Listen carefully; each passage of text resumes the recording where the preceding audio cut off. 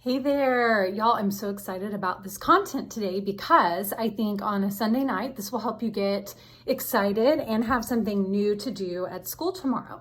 So I'm talking to all of us middle school directors whose kids just detest sight reading. But for a lot of us, it's time to really kick it in gear. Maybe you are choosing to or required to go to UIL this year, or maybe some other kind of benchmark that your district is allowing for, such as like a festival. Somehow your kids are going to be adjudicated. And I hope that wherever you are, no one is putting a huge amount of pressure on you. Certainly no one is expecting you to live up to the exact same standards as you did in previous years. And thankfully, Real UIL has done that for us by lowering some of the qualifications for us.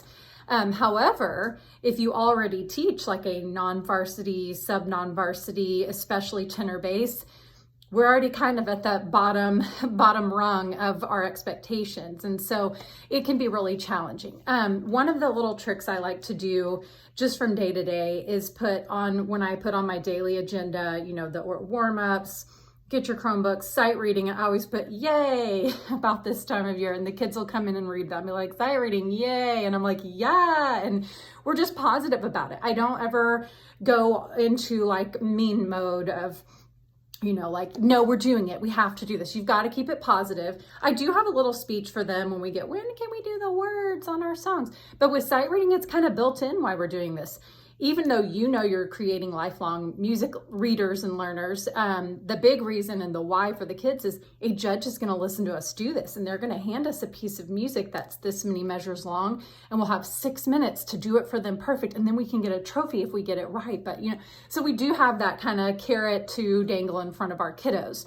But of course, you and I know there's more to it. So I've got the best game ever that every year when I teach it, the first day I roll it out, the next day those kids come back to me without fail. One or more of them says, are we going to play that popcorn game again? Because the kids love it.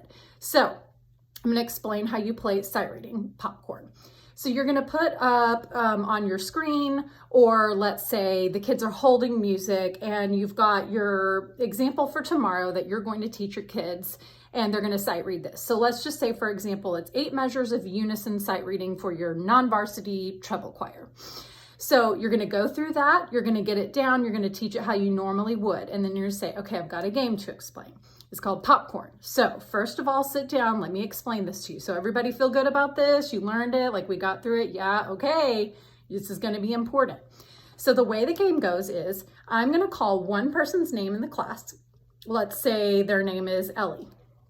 And I'm going to say Ellie, and then I'm immediately going to start counting backwards from 10. Ellie, 10, 9, 8. And you can use, like, if you're like me and you wear an old school watch still, not today, it's Sunday, but or your Apple Watch or your phone or just a timer on your computer, some kind of device to keep time.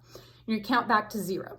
And you're going to say, I'm going to start counting backwards. So if I call Ellie first, Ellie, then you need to call someone else. So Ellie says Heather, and Heather says Alicia, and so on. So let's just practice. Just start calling names, and it'll be real awkward. The kids won't know what's going on. Half of them will be like, what?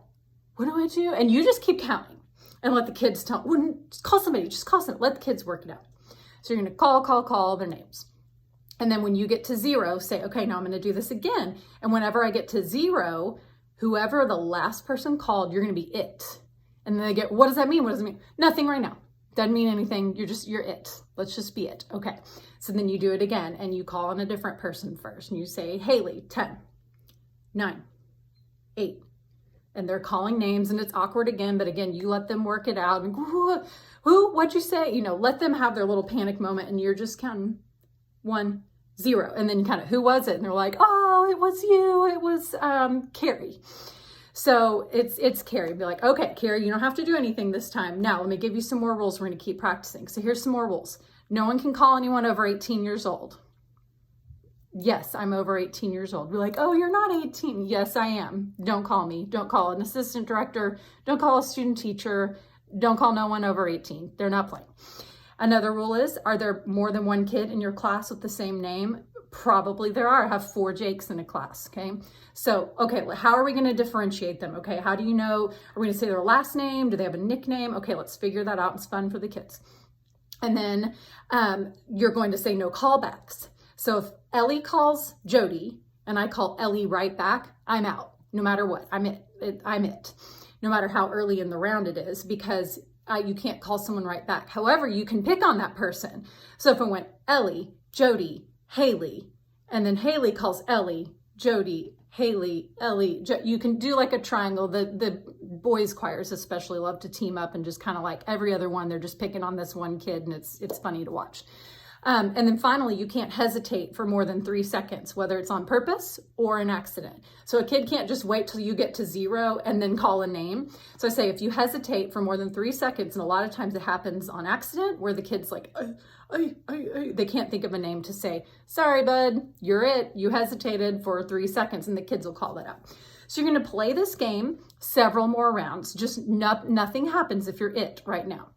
Okay, and then finally you're going to say, all right, this time, if you're it, you have to do something. And they're all excited. What does it do?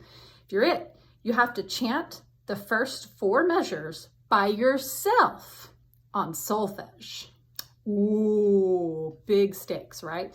And you can also say you have to chant with a partner I assign you. So we're not about like ruining their life here. If your kid is going to vomit or cry or be negative or throw a chair because you make them do something alone, ain't worth it. You know your clientele, you know your school. So you could, sometimes I even choose, if it's the very beginning of the year and they're babies and they're new to this, be like, you can choose 4 people, or I will choose 4 people that will do this with you, or I'll do it with you.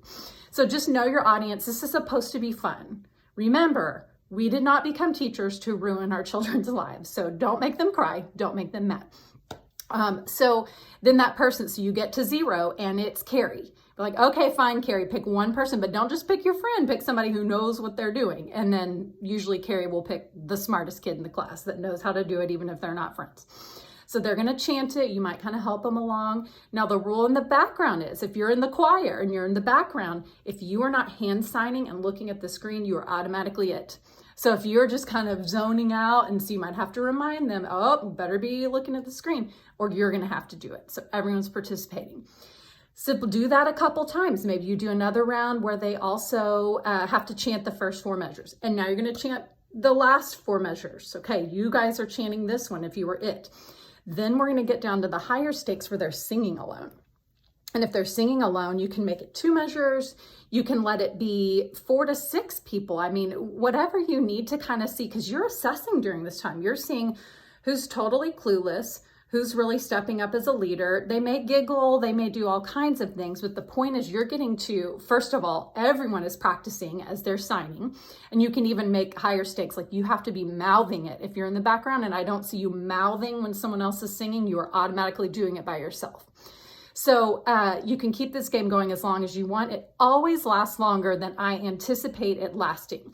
Now, you guys know I have 90-minute classes, but if you have a 45, 47-minute class, this can easily, especially that first day you roll it out, eat up a big chunk of time because you're going to do the practice rounds. When you do it again, after your classes already know how to play, then you can still do a couple practice rounds just to let them warm up, but you don't have to spend as much time after the first time you roll this out. So I hope that you try this tomorrow. Pick something simple that they can all master, but you're going to get so much out of this as a teacher. You're assessing while the kids are having a blast as well. You can also maybe get down when if they have to sing it, if you've got some pushback, you've got to sing it. But if you sing it, then you're going to get to sit down for the rest of the game, or you get immunity, or if you're allowed to give out candy at your school, you're going to get a Jolly Rancher with the group of 4. No matter how bad it is, you'll still get a Jolly Rancher for trying, because I know this is hard. Now, if you've got a more advanced group, you may not need all the bribery and all that, nope, this is what we're doing. Sorry, ladies, this is how it's going. But you can use this for a variety of formal and informal assessments throughout the year. Like if they've got to pass off on something, and eventually everyone needs to be able to independently do this exercise in front of a class, if that's one of your requirements. This is a fun way to just keep it going, and you can be checking off kids and seeing, okay, who have I heard individually? Who have I not heard individually? Who's done a small group assignment for me? And you can count these as grades and assessments, whether you're putting it in the grade book or not. So I hope you have fun with this. Let me tell you about a resource I have on Teachers Pay Teachers. It's brand new, and I have two things for you. I have the whole teacher guide in an infographic that you can get on my Teachers Pay Teachers, the Choir Queen. And then I also have a presentation that's PowerPoint or Google Slides, either way, that you can display to the kids. And it tells you everything to say. And it's like a visual of how the kids will learn how to do this. And there's also other ideas for how you can assess them using this. If you're not doing sight reading, you can do this with rhythm. You can do it with any kind of music reading. We're just going to chant the rhythm aloud because we're learning more complicated notes and rests today. And okay, now you're going to have to pass off on this or everyone's going to get a chance. So the sight reading popcorn game, or just choir popcorn. Tomorrow on my YouTube channel, there will be a new video live if you want to follow me at the Choir Queen. And I'm going to do this with one of my classes tomorrow. And you're going to get to see exactly how it goes when I instruct them and teach them from scratch, because we do have a class that hasn't learned this year. And it'll be really fun to you'll hear in real life how they react. I promise if you do this, someone, if not multiple kids the next day are going to be begging you, can we please play that popcorn game again? Can we please play that game again? Are we going to play that game again? They're going to start bugging you about it because they're going to like it. And you're tricking them into having fun sight reading. So have fun. Let me know if you have questions, and go check out Teachers Pay Teachers if you would like to see about purchasing or downloading that resource for yourself to make it easier to explain this game, and check back on YouTube tomorrow.